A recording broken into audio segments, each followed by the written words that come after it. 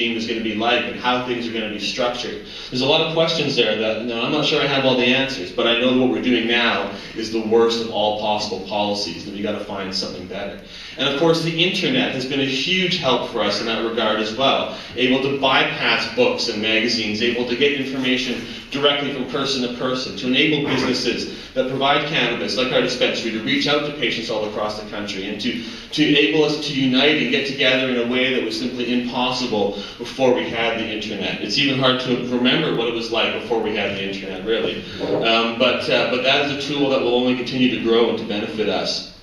And so what's it going to look like in the future? What are we trying to accomplish when we come to legal marijuana or decriminalized? What do these words mean, and what are we actually trying to accomplish? I think we're all agreed that putting people in jail for smoking marijuana is wrong, that putting people in jail for peacefully growing marijuana is wrong, that the way to deal with people who use and produce other substances is also not prohibition. But what's it going to be like? I know I have my vision. I believe that people should be able to grow marijuana for their own use if they choose to, at some kind of limited way or whatever, and that if you're going to sell it for selling in a store, there should be some kind of regulations around the safety to make sure you're not putting poisons on your product, to make sure it's a medicinal grade quality. You know, the Senate report that came out several years ago recommended a 16-year age limit. I'm not sure what the magical number should be. That sounds fine to me, but 18 or 19 or 21, I think we'd all agree wherever we can start to make some changes, we can always continue to refine our system after that.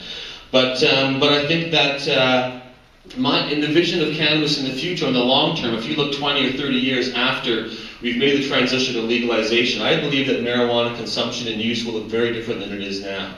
I believe that in a fully legalized system, more people will use marijuana than ever before, but they won't be smoking it. I don't think smoking marijuana will necessarily change. It might even become less popular when marijuana is legalized. The trend will be towards extracts, towards things that have dialed in cannabinoid levels, and you know exactly what you're getting. We're seeing the start of that now with strain selection, where dispensaries are able to offer 30 different strains of marijuana. But even then, the difference between each strain, the way it's grown, there's a lot of other factors that are involved. But I'm not sure it's better or worse, but I do think that the long term is going to be moving away from whole buds and towards extracts, towards foods, towards creams and lotions. It always surprises people when I tell them the topical benefits of rubbing cannabis oils on your skin and extracts on your skin and the amazing benefits that can have to people. And so I think those are the kind of things that's going to come forward as marijuana is normalized more. Not that I'm against smoking marijuana, of course. I enjoy smoking marijuana a great deal, but I do think that's probably going to be the future of this plant and of other plants as well. So here we are, we're in the year 2012, I think is what year it is. I know that 20 years ago I hoped that marijuana would be legalized by now, and it's going to be a long road ahead, And even if we get Harper out of there and we elect a government, even if we elect an NDP government, and I'm a loyal NDPer, it's still going to be a battle to get them to go over the top and to fully legalize and end the war on this plant. Certainly an NDP or a Liberal government would move away from mandatory minimums, would not increase penalties, would allow the medical marijuana program to open up. But we're going to have to lobby any government very hard and do a lot of hard work to get these laws to be changed. And whether it's going to be a few years from now or whether it's going to be 20 years from now, I don't know. But I know that people thought marijuana was going to be legalized a long time ago. And people, I often hear this saying, it's just a matter of time. And I must say, nothing infuriates me more. It is not just a matter of time. It's a matter of hard work. It's a matter of effort. It's a matter of money and energy and devotion and sacrifice. That is what will get us to legalize marijuana. Time is not going to do it. And this idea that it's inevitable is simply not correct. There's no reason why we can't have another 100 years of marijuana prohibition if we don't get our act together. That's not the future that I envision, but certainly there's no reason to think that we're just going to win just because we have God on our side. It does not work like that. We've got to do a lot of work and sacrifice to make these things happen. And so I'm here to tell you that you need to get involved. And I'm sure that 90% of the people here are already involved. That's why you're here. That's why you're doing stuff. But you know what? We can all do a little more. We can all do more than we're doing right now. And one thing I want you to do is to get involved in politics. I want you to join a political party. Join the NDP. If you can't join the NDP, then join the Liberals, join the Green Party. Get your membership in a political party. Get involved. We want to stop Harper, right? So how do we do that? It's not just about getting in the street and having a rally. It's not just about writing an angry letter to the editor. Those are good things too. Don't stop doing that stuff. It's not just about starting a business and you know, violating the law and changing those things. Those are good things too. You've got to get politically involved. Harper doesn't care about all that stuff. As long as he's got the reins of our country's power, he's going to do whatever he wants. That's how our system works.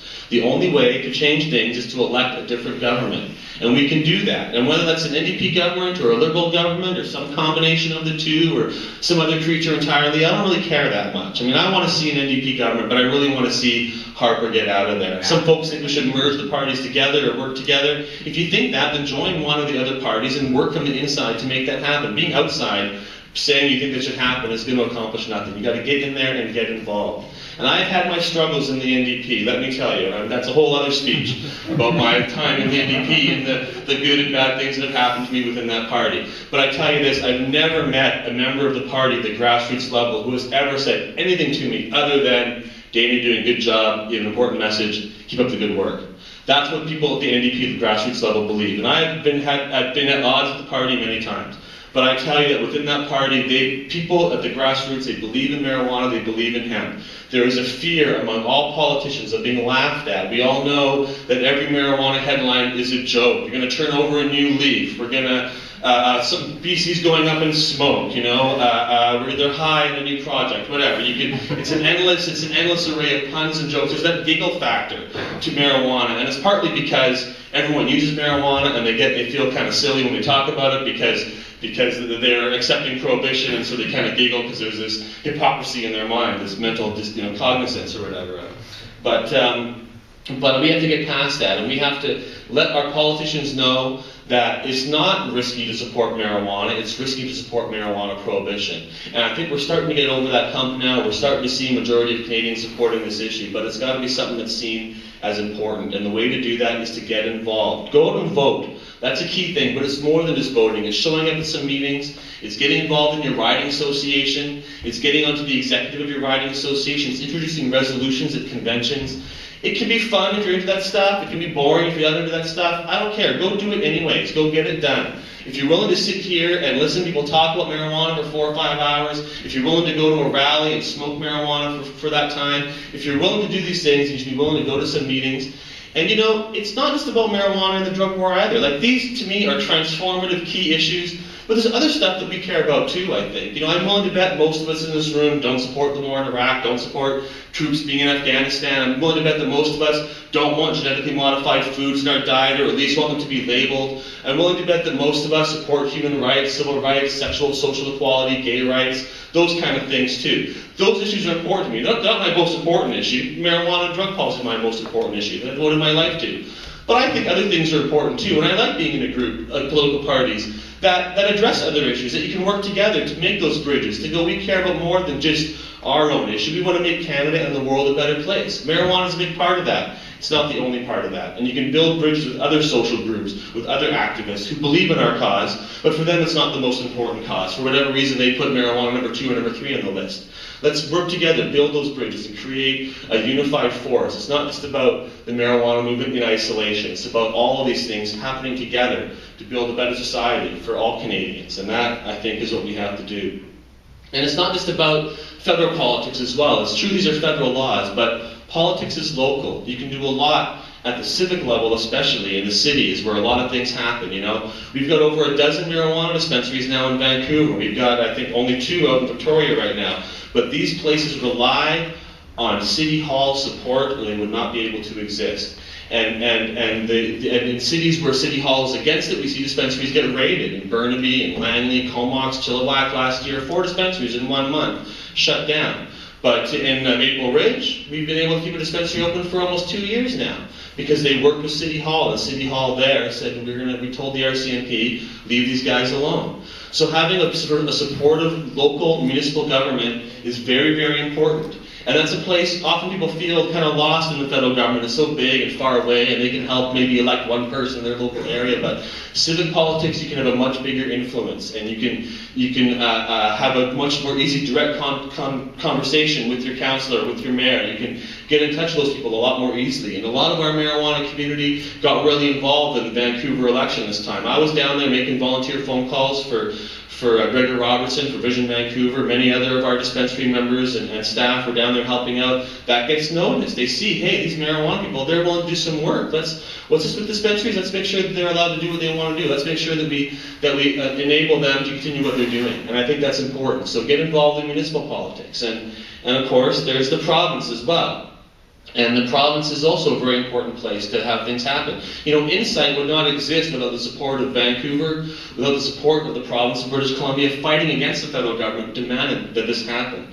Provinces can do a lot. And in the drug war, everyone wants to pass the buck. If they don't want to help you, they'll say, oh no, the city can't do anything, it's up to the province. The province say, no, we can't do anything, it's up to the federal government. The federal government says, no, it's these international treaties, we can't do anything because of them. And everyone passes the buck. But the fact is, every level can do something. And the province especially can do a lot to change these laws. And in fact, this is kind of a little secret here. It's not fully revealed yet. We're still working on this. But British Columbia can do a lot to change these laws. And one thing British Columbia can do is we can instruct the police where to spend their time and their money if we choose so. And there's an act that enables the police to operate in Vancouver and in British Columbia called the Police Act, and it applies to all police in the province. And we can amend the Police Act and tell the police we don't want you to spend any money or any effort or any member time on arresting, searching, seizing, or charging people for marijuana possession. The province can do that. British Columbia could decriminalize, any province could essentially decriminalize marijuana possession like that if they chose to, by telling the police, we don't want you to spend any money, any time, any effort enforcing this law. We've gone to Elections BC, we conferred with them, they agree with this as well. This is completely valid. There's other things the province can do as well, in terms of setting a tone. And even just having the Attorney General say, as a province, we want the federal government to change these laws. Come on, what are you doing? We want to be able to tax and regulate marijuana. That province has the right to do that. Interestingly, people think if marijuana is legalized, the federal government's going to sort of legalize it and tax it and regulate it. That's not how it's going to work. Federal government can't really do that. Federal government can ban marijuana, or they can take it out of the Controlled Drugs and Substances Act and remove it from there. But when it comes to taxing and regulating, that's really provincial jurisdiction. Alcohol, tobacco, taxed and regulated by the province. When we had alcohol prohibition, it wasn't the federal government banning banning alcohol all across Canada. Each province individually chose whether or not they wanted to ban alcohol. Quebec was the last to ban it and the first to unban it. And so this is provincial jurisdiction, and it's bizarre that this has become a federal prohibition. The same thing in the States. They had to pass a constitutional amendment to ban alcohol. But they never did that to ban marijuana or any of the other drugs. So there's a strange hypocrisy there where alcohol prohibition is seen to be dealt with differently than the prohibition of other substances. And that, to me, is not legally or morally correct. But certainly the province can do a lot. And we're going to be launching a campaign in a few months to start a referendum in British Columbia so that we can decriminalize possession of marijuana in British Columbia in 2014.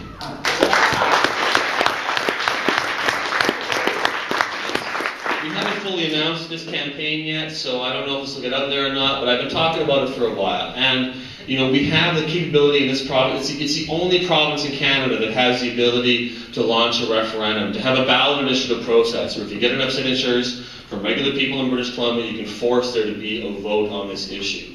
And the way it works is there's a fixed election date, so that every 3 years, anything that's gotten enough signatures comes to the ballot and gets voted on. But most people aren't aware of this because we've never had a vote on anything ever before except for the HST. It was the first and only time anyone's ever succeeded in getting something on the ballot. So if we get enough signatures, then the time things come up is in September of 2014. And so my intent is to, and I've been working behind the scenes, talking to the Stop the Violence campaign, and I should actually bring that up a little bit, but talking to different groups out there and trying to get a consensus on what we can do in this province, and that these groups and the former mayors and attorney generals and all these people will come on board and support this campaign.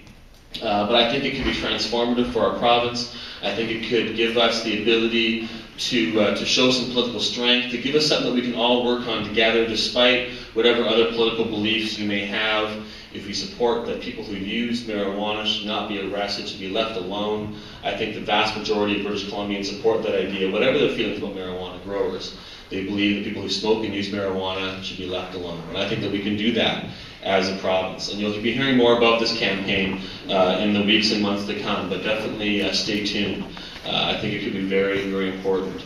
And, one thing I was just thinking about, when I heard Kyla speak especially, talking about being someone who grew up against marijuana and how, the perception that marijuana was bad, and then